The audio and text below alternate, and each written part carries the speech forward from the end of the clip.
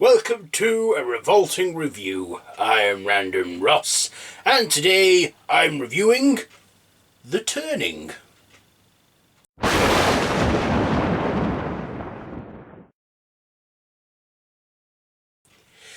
So, this is a supernatural horror based on the story The Turning Screw by Henry James. This was directed by Fiona, I'm going to butcher her name now, Fiona Sigmoundi. You know, her who directed the Marilyn Manson music video, The Beautiful People, starring Mackenzie Davis, fresh from Terminator Dark Fate, sorry. Finn Wolfhard from Stranger Things and It. Brooklyn Prince. Brooklyn Prince. And Jolie Richards.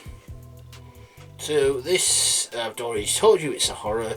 So this is, and it also stars Barbara Martin.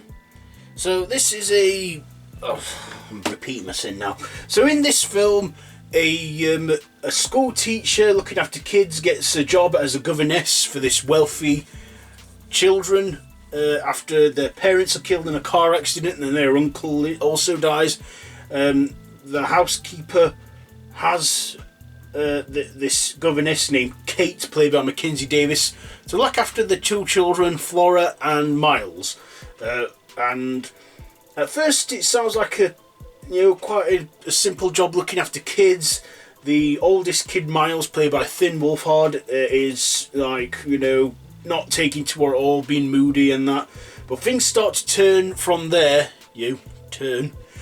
where supernatural occurrences happen and she starts seeing ghosts and shit gets down. So let's get to my likes and dislikes about this one. Now, I've heard a lot of negative reviews on this and I can see why.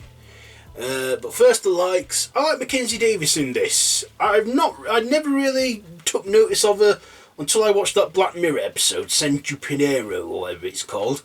And then I saw her in Blade Runner 2049 and then Terminator Dark Fate. So I think now she's started to appear in a lot more things and take leading roles. And she did a good performance in this as Kate. The two kids in it, Brooklyn Prince and Finn Wolfhard, playing the two children. Finn Wolfhard is a very good actor for his age. He's very, he made a good evil kid in it. He wasn't creepy, he was evil and menacing.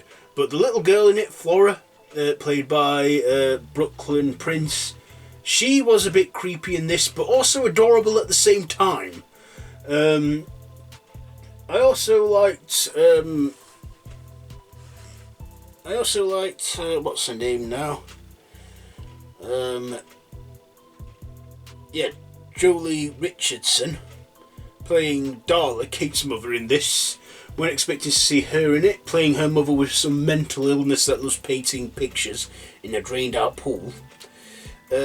We also got the housekeeper in it, played by Barbara Martin, Mrs. Gross. She was creepy in this, but was good. We also got the ghost character of Peter Quint, who was an evil spirit and was the haunter of this.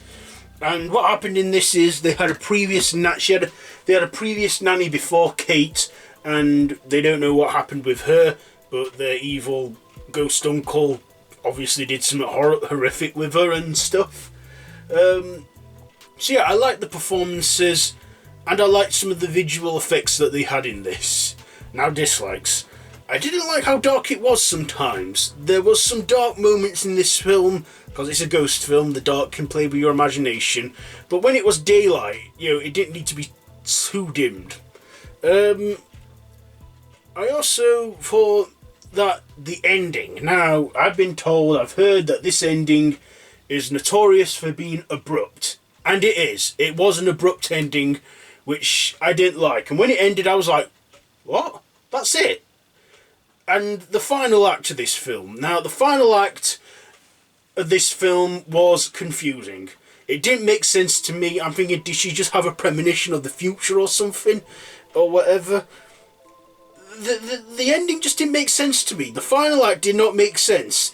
I thought if they cut that bit out, and they drove off into the darkness and got away from the house, little spoiler, that would have been a good ending. But then they put this bit in that doesn't make sense to me, and I was like, what's going on here? So I didn't like that. I didn't like how abrupt the ending was and how it didn't make sense. Yeah, but this film, it was a little boring in this. This was a slow burning film, and I get why it was a slow burner, but I don't think it was as bad as everyone was making it out to be. I was warned by the horror miser Monty G that I've been warned about this, but I didn't find it too boring. I found it boring in some bits, but yeah, it was okay. I thought because, this might be a snooze fest, I thought I'd best, get some caffeine in me, so I had a coffee, which seems to be a good method, and I'm not the only one who does it. Turns out Spooky Astronaut Emma did this too, when she saw The Grudge. But anyway, on with this one, The Turning. Yeah, this was an okay film, except for that ending, just completely felt unnecessary. So, my ratings for this, do you know what? This gets 2.5 machetes out of 5. Maybe if they didn't have that final act in it, it might have got 3. But because of that ending that didn't make sense and how it just fucked with my head, it gets a 2.5. So, yeah. Horror hasn't got off to a great start this year, has it? Especially with the ones that I've seen, The Grudge and The Turning. Let's hope that the next lot can redeem that. There's others coming out. There's Gretel and Hansel. And I think, well, we've got plenty of horror films to come out this year, which is something to look forward to. Let's hope we just had a little. Let's hope that this is like in the TV stages and horror will get better. I know it will. I think we just had a bit of a bumpy start. So yeah, have you seen this one? Let me know down in the comments below. If you like this video, be sure to give it a big thumbs up, share with your friends. Don't forget to subscribe to the channel if you haven't already. And please hit the notification bell.